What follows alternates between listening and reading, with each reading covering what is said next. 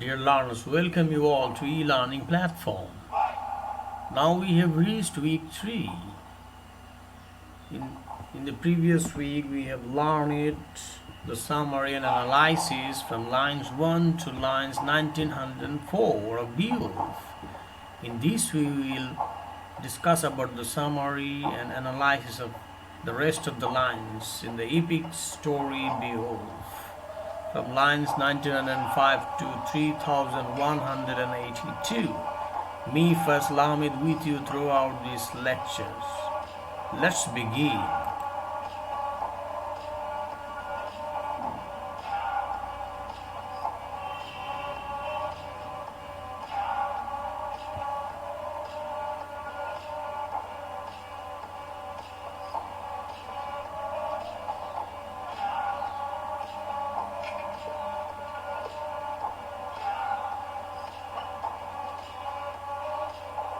Here the epic hero Beowulf is tearing off the hand of Grendel the monster.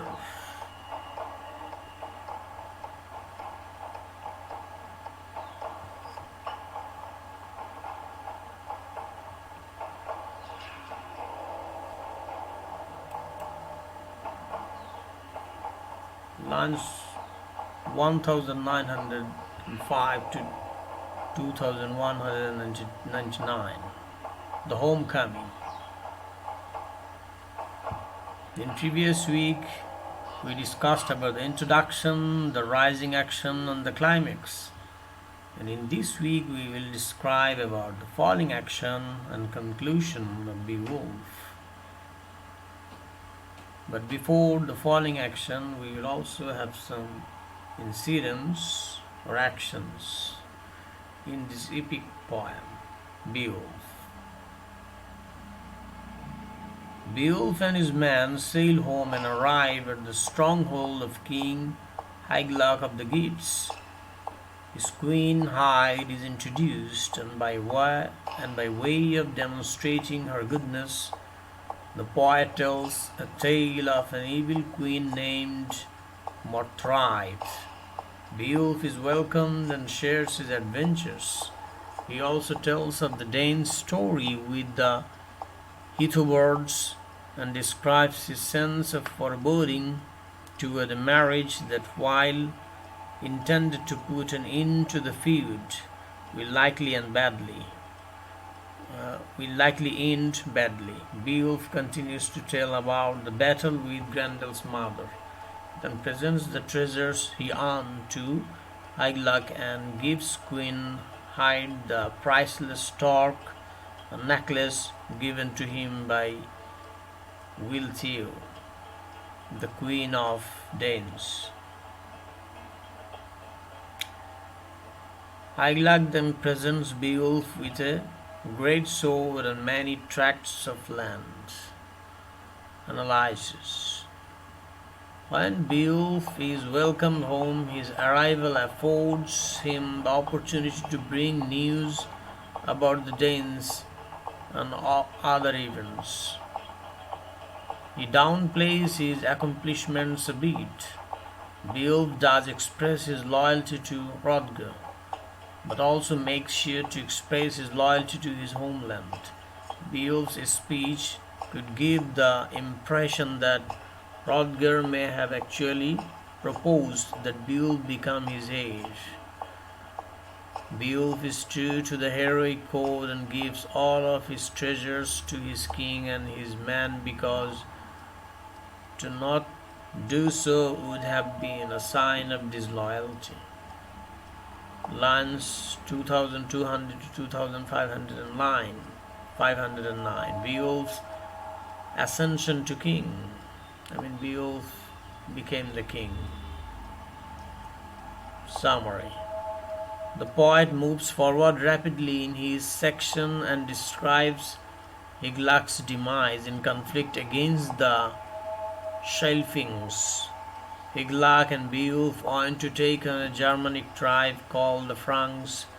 They are great goldsmiths and had a lot of gold and jewels, which often made them targets for raids. The king of the Franks found out about the Geats' attack and sent an army to retrieve all that the Geats took. Beowulf survived, but many, including King Hygelac, did not. They died. Beowulf's time to rule comes, and he does so for 50 years before the waking of the dragon. A runaway slave enters the dragon's burrow, which is filled with an ancient cache of treasure. The man flees with golden goblet. The dragon searches high and low around the mound and sees no man. Eventually the dragon can take it no longer and sets forth to avenge the theft. He burns land and villages and causes mayhem all across Beowulf's kingdom and then heads back to his horde by daybreak. Beowulf knows he must challenge the dragon and save his people from this monster dragon. A great battle shield is made, but Beowulf doesn't prepare a large army because he is certain that he will be able to handle this beast like he has all the others. Beowulf then flashes back to the battle that claimed his king's life and caused Beowulf to narrowly escape across the sea.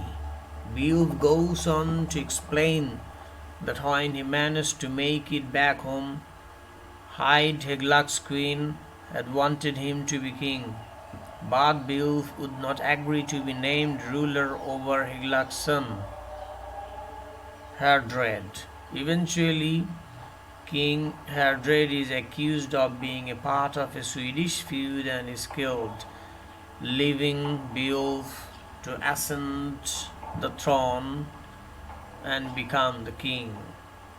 He was a good king and helped in the feuding. He also avenged Heardred's death by killing King Onela, who had seized the Swedish throne.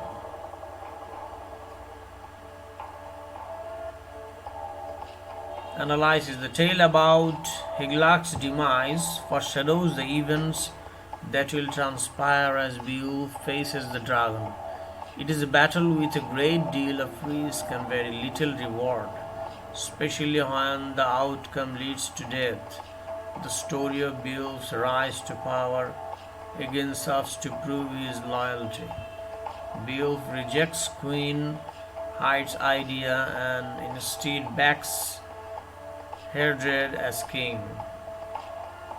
When Heardred is killed by Onela, Beowulf even avenges his death, again proving his loyalty and sense of honor, all characteristics of a hero and great king. These deaths further build the theme of death and defeat. The tale then turns to the lone survivor who buries his people's treasure.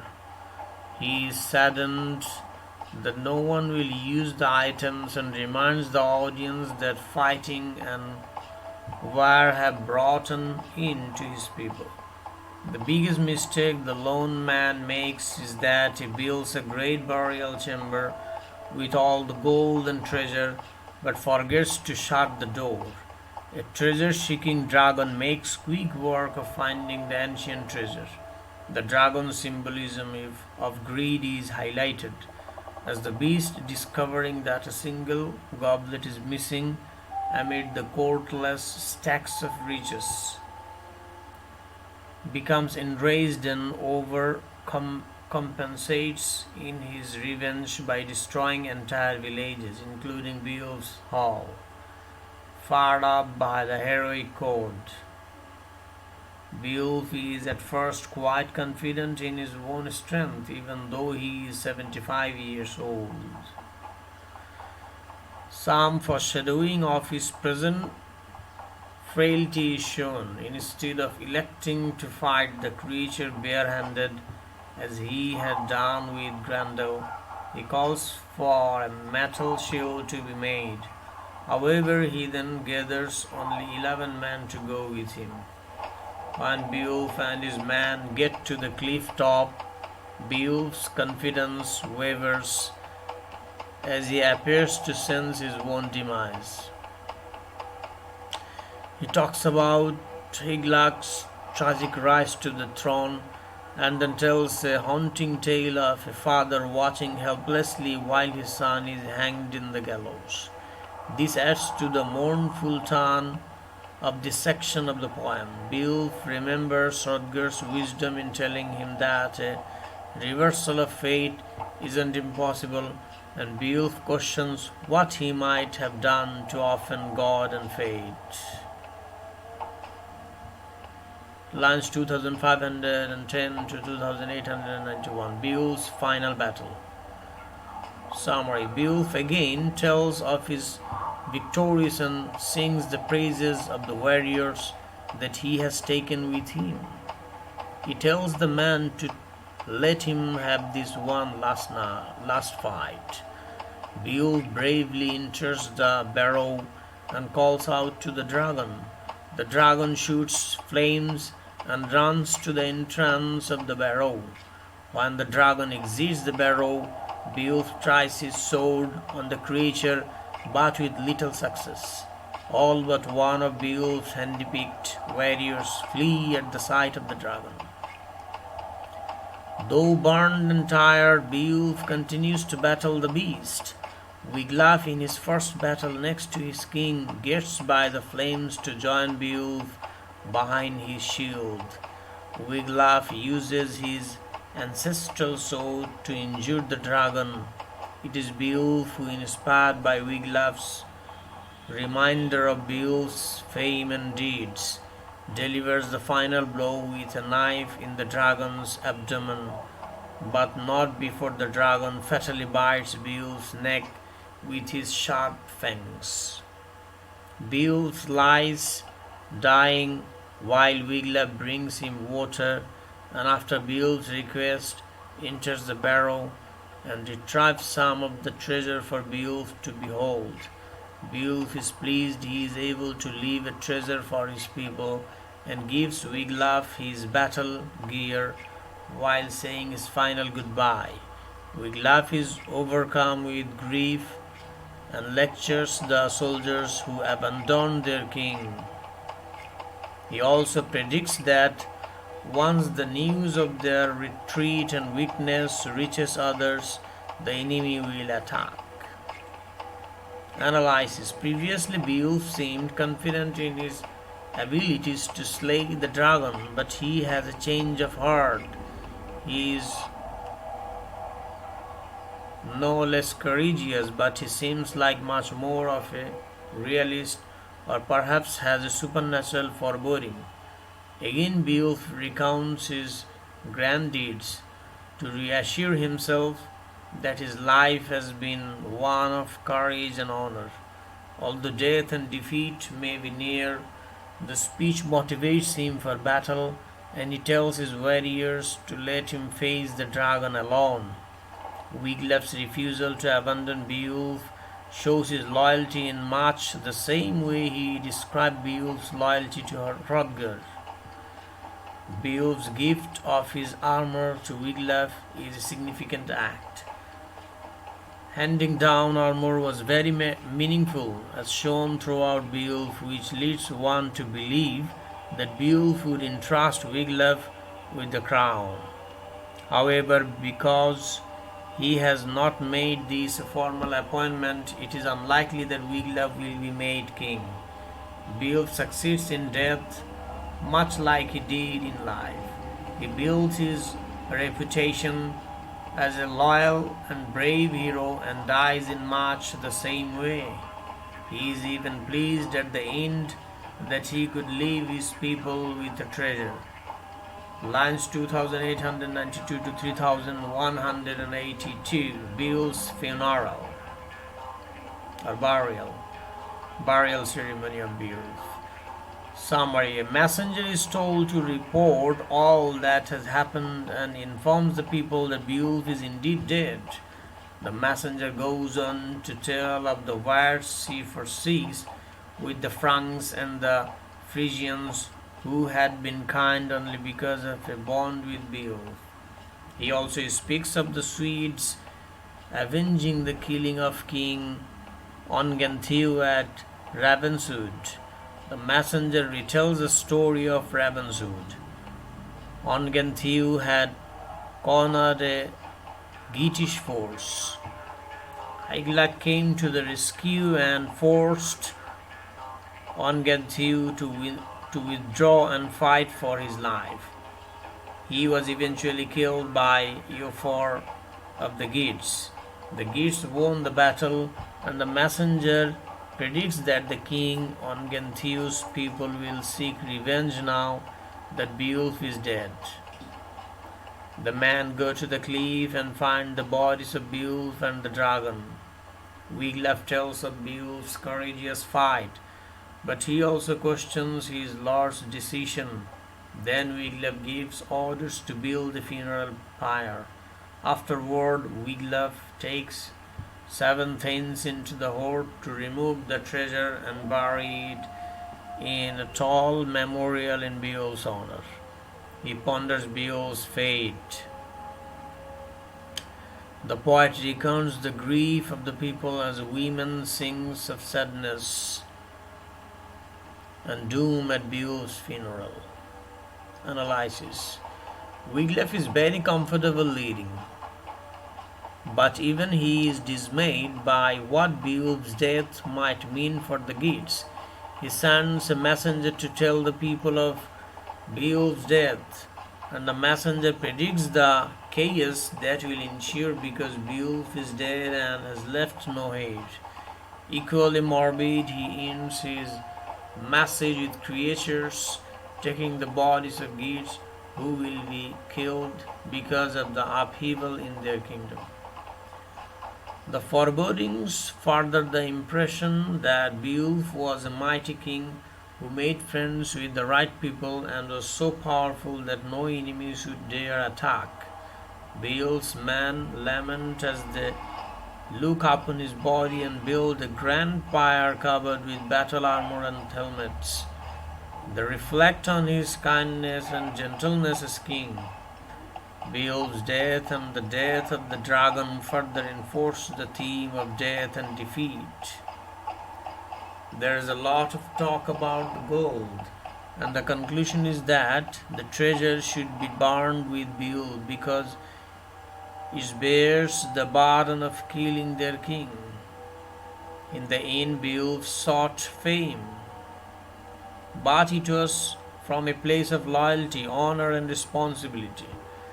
Beowulf, like any man, was human and made mistakes, like taking on the dragon without an heir in place. Nonetheless, he was undoubtedly a true hero. Some selected quotes. He was spawned in that slime of Cain, murderous creatures banished by God. Narrator lines quoted from line 64 to 193, Terror at King Hrothgar's home. These lines establish Grendel as an evil character descended from Cain, who because of jealousy killed his brother Abel. I drove 5 great giants into chains. I swam in the blackness of night, hunting monsters. It's quoted by Beowulf in lines 194 to 661, Beowulf in Heorot. In this monologue, Beowulf establishes himself as a fearless warrior to be respected and honored, worthy of taking on the symbol of evil, Grendel. If death does take me, send my armor of Hygelac, fate will unwind as it must. Quoted by Beowulf in lines 194 to 661, Beowulf in Heorot.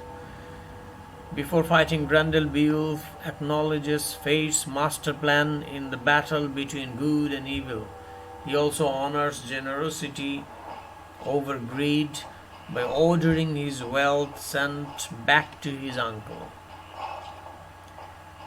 Grendel discovered himself in a hand grip harder than anything he had encountered in any man. He could not escape. He was desperate to flee to his den and hide. Quoted by the narrator in lines 662 to 851, the battle.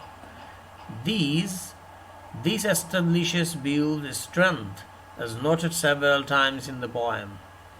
He is as strong as 30 men. This part of the encounter between Beowulf and Grendel is also the tipping point in the struggle between good and evil. It is the first time that Grendel realizes he may not prevail over Beowulf or good. Grendel is fearful now for the first and only time in his life. That's all for this week. So lots will be in the next week. Talk to you next week. Thank you and bye bye.